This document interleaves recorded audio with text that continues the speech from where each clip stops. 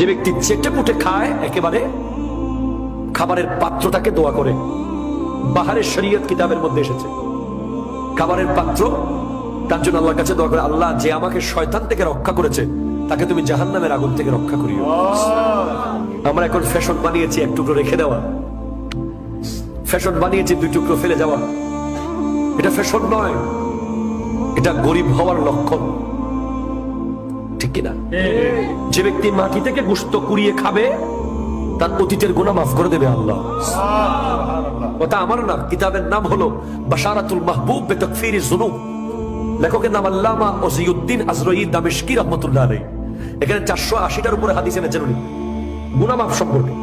তার মধ্যে একটা হাদিস এনেছেন ইমাম হাসান রাদিয়াল্লাহু তাআলা আনহুর এক খাদেম সাথে নিয়ে উনি ওযু করতেছিলেন, ওযুখানার মধ্যে একটা গোশতের টুকরা পড়েছিল রান্না করা।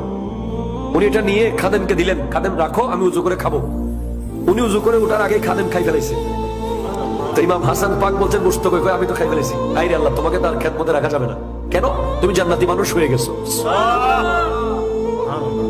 মাটি থেকে গোশত তুলে খেয়েছো, আল্লাহ তোমার গুনাহ মাফ করে দিয়েছে।